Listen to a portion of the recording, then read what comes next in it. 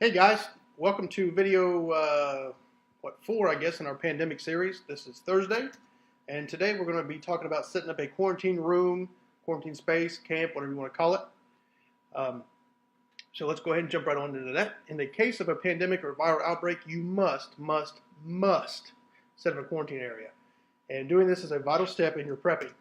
So let's jump in and talk about constructing an isolation room to help you manage the infected people that you may come across or that may just already be in your home. First, let me say, I don't think enough talk is done about setting up a quarantine room, especially in our survival circles. And I get it; it's not fun to talk about. It can become a very uncomfortable subject for a lot of people. But when people start thinking about restricting the movement of others, they can get really uncomfortable. A quarantine room can be set up fairly easy. I've broken it down into 7 steps, so you can just check them off as you go. As you get it done. And step 1 is picking the room or area where you're going to be setting up your quarantine area. When you decide to set up a quarantine room, the first thing to realize is that a quarantine room is not the same as a safe room. The main purpose of setting up a quarantine room or a sick ward is to prevent deadly germs, parasites, diseases, or plagues from infecting or killing the healthy members of your group. So know in advance which room or what area you're going to be designating for your quarantine. The location you choose is important. Ideally, you want something that's a little off the premises from your main area. Maybe a small cabin or even an RV can work, or maybe even a garage. If you choose a room in your home, it's best to use one that has entry directly to the outside, or a quick and direct route from the entry port of your home to the room. Keep in mind, if you move an infected person through your home, you take a chance of infecting everyone else in the house. Even if your house is empty, they can cough or leak any type of bodily fluid in your house, and that can be picked up by healthy members of your family or your group, and they can become infected that quick. Step 2 in setting up the room is to gather all your necessary supplies.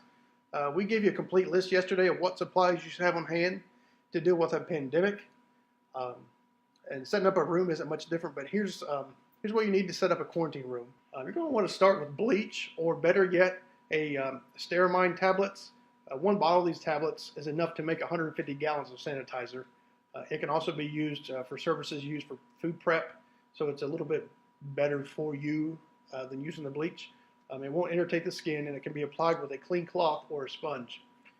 Also get your drop cloth and your duct tape out that we talked about. You're going to need enough drop cloth to cover the access to the room, layered in a couple curtains. So you want to hang 2 layers, one at the entry point of the room, and the other about 3 feet out to create a little bit of space in between them. This will help keep the contaminants inside the quarantine room. You may also want to cover the windows to keep any of the contagion from spreading. And also grab your chemical or Tyvek suit that you got and all your protective equipment. This is your gowns, exam gloves, bouffant caps, foot covers, face masks, goggles, your antibacterial wipes, your antiviral tissues, your emesis bags. Have all that stuff ready to go. Step 3 is to set up your sanitation station. You need to know that the sick can't do their business where everyone else does. That means in addition to the supplies we just mentioned, you're going to need to set up some type of toilet. The best way to do this is to use a 5-gallon bucket. You'll need the following supplies to make this happen. You're going to need biohazard bags for disposal, toilet paper, disposable gloves, hand sanitizer, soap, towelette, wipes, kitty litter, to help contain the sewage. And once you get all those together, you can store them in a 5-gallon bucket, so when the time comes, everything is right there contained. Your ready-made toilet ready to go. Step number 4 is dealing with the laundry. Doing laundry during a pandemic is an issue all on its own. I mean, no one wants to do laundry today. That's the case in my house. My kids don't want to do laundry now. And it gets even worse during a viral outbreak. You're going to be dealing with infected bedding and clothing. This means taking certain precautions while handling the dirty laundry. First, do not mix laundry of a sick person with everyone else's laundry. I know this sounds like common sense, but when you're used to doing all the laundry at once, like you might have today, you may forget to separate the laundry. Set up a simple system for washing the basic items if they are salvageable. Depending on the seriousness of the virus, you may just end up disposing or burning the laundry. That's okay too if you can make that decision.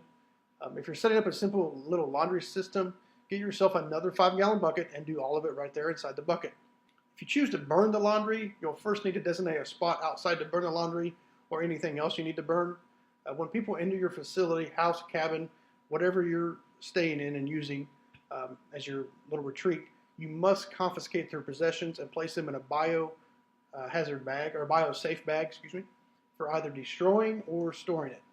The option of storing the items will be a difficult decision for a lot of people, but you have to think if the items were brought in from the outside where the pandemic or virus outbreak has started, there may be infected particles already on their clothing or in their pockets or their cell phones, whatever else they're carrying. So if you decide to store these items, they're going to need to be in airtight plastic bags and kept that way until the germs have died off. The length of time for this to happen will vary based on the virus and the conditions in which the items are being stored in. Step number 5 is to make sure you clean anyone that enters your quarantine space. Before you bring a possibly infected person into your home or location, they must be scrubbed and rinsed. It's not a real complicated process. You can just grab a garden hose and a scrub brush with some sanitizing solution. Make sure as they're scrubbing, they scrub underneath their fingernails, and they really have to go from head to toe. Just make sure they get all that stuff off. Step number 6 is to stock a mini kitchen / bathroom cleaning area. You're going to need a minimum of 2 weeks of food for each person in the quarantine. An easy way to do this is to, I'm sure you guys have seen them, the buckets of Mountain House Food or any other brand that's out there. The buckets are usually a good way to store them, and you can get them in a month's supply.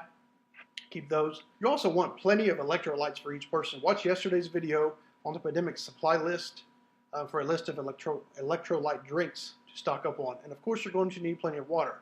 Get what you think you're going to need and then double it. You're going to go through water way faster than you realize, so stock up heavily on the water.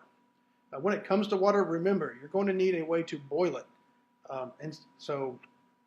Then you're going to need a way to boil this inside your quarantine area. So keep that in mind.